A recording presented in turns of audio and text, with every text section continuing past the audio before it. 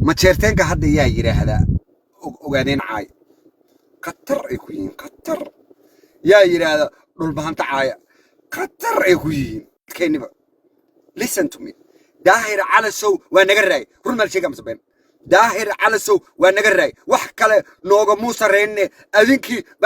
يا هذا مريحان عايا قطر إكوين dadkoodii baa ilaahay ku diray yacni haddaanba ma jeerteennaha ilaahay baa wuxuu nagu dirayba dad istaageerinba adinkii baa kala firfirdhisanba ilaahow yaa yidhaahdaa buntlandna wasiirkii imaale markaasaa xalfad waxaa u suubinaysaan hore loo arkin daahir calasow waa naga raayay waa naga raayay hadal ma lagu soo celcelinaa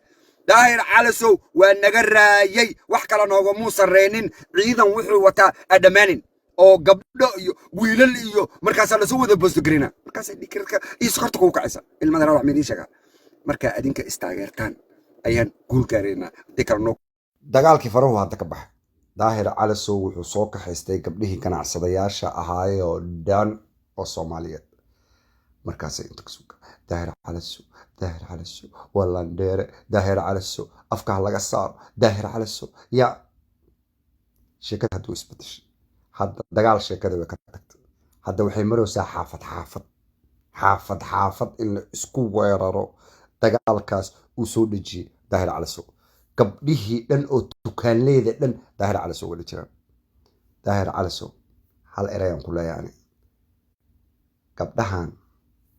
waa gabdha Soomaaliyeed waa xigaal waa tol waa walaal waa habaryar waa ina adeer waa ibnu kaasi dadka isku baabi'in naadir macaan kan dagaal ma noqonayo this is wali hadda ka sheekeynaysa gabdhihii dukaanleeda ay soo galeen qaar badan ay gabdhaha reer kale u dhaleen in adeer macaan reeraha isku baabi'in markan waxaan waa wali kan dagaal maanta adana anigu ma jeerteen ahaan lahayn way kala ka aleed mar gabdhahan oo xural aynta mar hore ugu soo ordi lahayn mar hore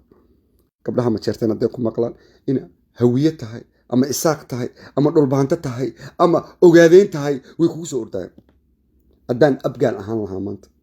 oo abgaalka dhaadheer ahaan lahaa iyo habarka dirta iyo xawaalaha iyo mursadaha iyo dudublaha haddaan anigu ka dhalan lahaa iyo sheekhaasha maanta single ma ahaadeen waxa la igaga cararayo waa ma jeerteennimada haddii la bedelan karo seerjiya u gudbi lahaa baane seersiya iska aadi lahaa iyo EF iyo ilaa ilaan tegi lahaa listen to me waxa ii leedahay maxaa la guursan laadahay oo gabdhihii maxay ku